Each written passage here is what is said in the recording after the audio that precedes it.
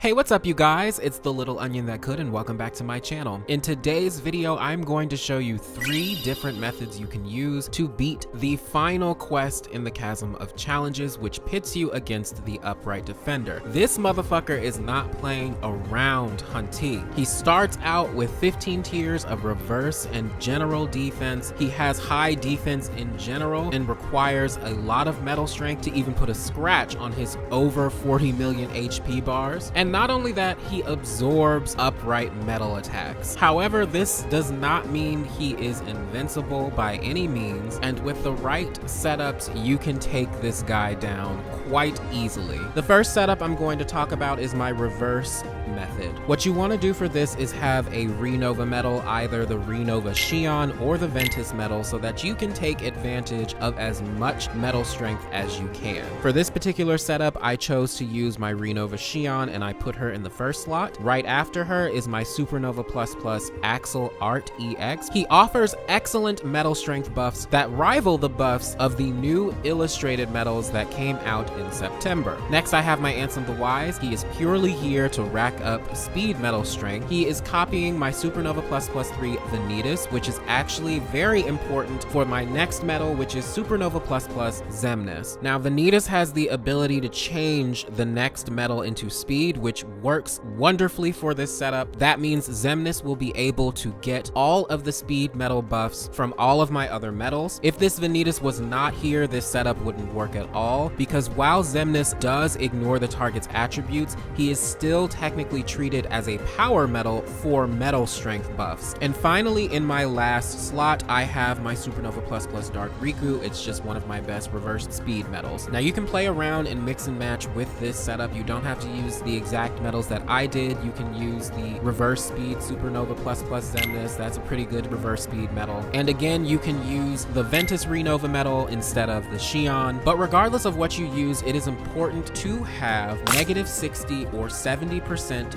ground on all of your attacking medals and extra attack on every single medal on your Keyblade. Extra attack is absolutely necessary for this quest. I am choosing to use a final boss Xion as my shared medal, and you don't need to use this medal, just use whatever is available. Now, once you get into the fight, you're going to want to do the following in this order. Number 1, activate ReNova Xion or whatever ReNova medal that you have first. After that, you should use all of your Supernovas, including your ReNova, in order to get as much metal strength as you can. After you've used all of your Supernovas, just let auto go, and you should be good. With this setup, I'm able to beat it in 2 turns, but if you have a second chance on your ReNova medal, then you should be golden. So let's see this happen in action.